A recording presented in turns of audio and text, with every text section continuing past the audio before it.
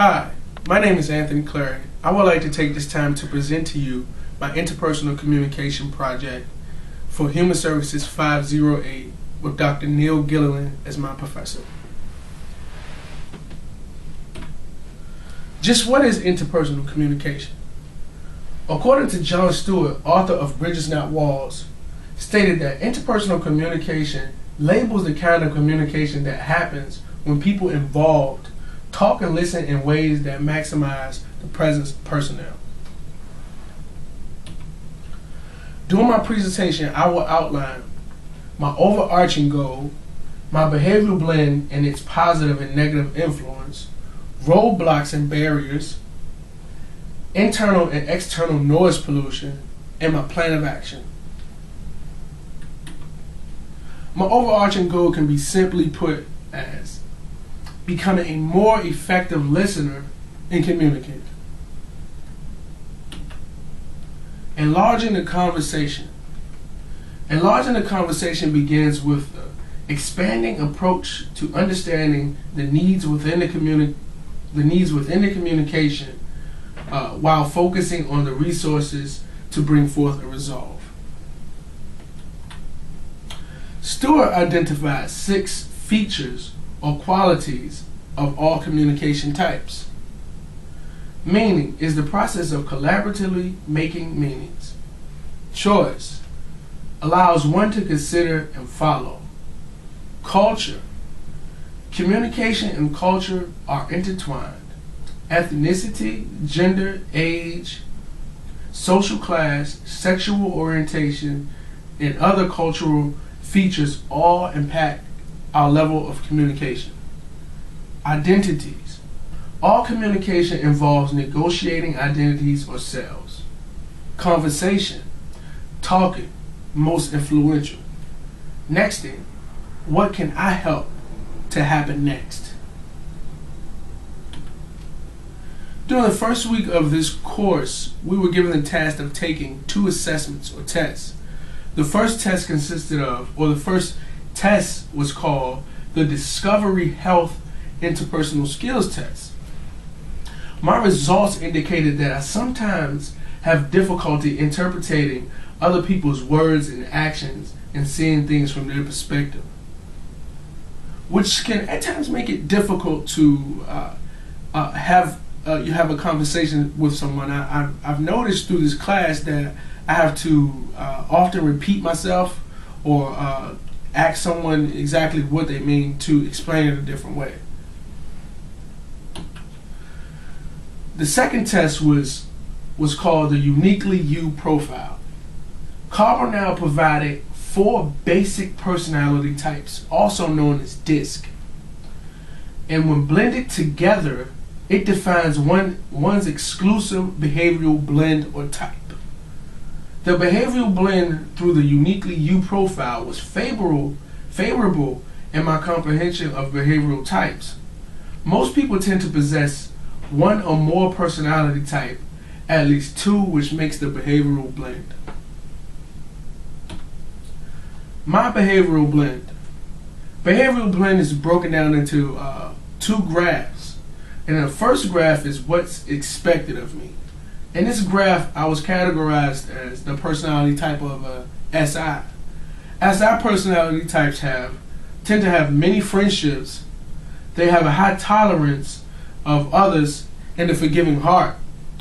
They're also mindful of another's feelings. Graph 2 is who I really am. In graph 2, I was categorized as a personality type of a CIS. CIS personality types, they like to do things right. They like to impress others. They're not aggressive or pushy. They are sensitive about others' views of them. The positives and negatives associated with my behavioral blend. First, we'll start with the positives. Sensitive and inspirational, tolerant and forgiving. Accept and represent others well. Now to the negatives. This was personally a little difficult for me to accept, but I found that it was very true. Negatives: too patient, too kind.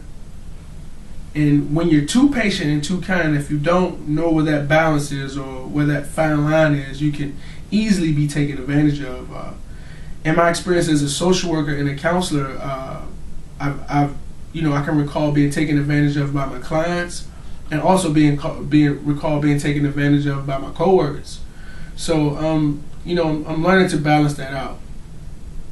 But I can quickly take on or carry another's burdens, easily be hurt or disappointed, often think too much in problem solving, I sometimes allow emotions to control my actions within the situation. Levels of communication. Author Burley Allen stated that listening can be divided into 3 levels, characterized by certain behaviors that affect listening efficiency. Level 1, empathetic listening. At this level, listeners refrain from judging and they place themselves into another person's position or shoes. Level 2, hearing words. At this level, people tend to stay on the surface, never really understanding the deeper meanings of what's being said. Level 3, listening in spurts. At this level, listeners are simply tuning in and out of the conversation, being somewhat aware of the other, but mainly paying attention to self. My barriers: being a rescuer. Burley Allen stated that the rescuers are advice givers that take on other people's problems, making it their own to solve. Being an empathetic listener doesn't mean that I have to take on every problem and solve it. I've learned throughout my counseling career that some people come along to plant seeds, and that some people come along to water them, and then you just have to hope that they'll grow, or that person can mature into that place that they need to be. That's been so freeing and liberating for me, because now I understand that I'm not God, and I just can't control everything, and I can't solve that problem or the issue for the person, no matter how much I know that they need it. Another barrier of mine is defensive behaviors. Stewart shared that defensive behaviors occur when an individual perceives threat. Internal and external noise pollution. First, we'll start with internal. Biased listening, forming an opinion about what is being said, hearing what I want to hear, pressured by others around me. External: stormy weather, unfamiliar territory, speaking in a monotone voice, or slowed or too fast to keep up. My plan of action to become a more effective listener and communicator. First, I must address the negatives associated with my behavioral blend, knowing that it is okay to say no. Knowing that I can just say no. Knowing that God is really in control, that I can just say no, that I can have a balance, and it is okay if I say no. Implement Peter's Talk a Listener card.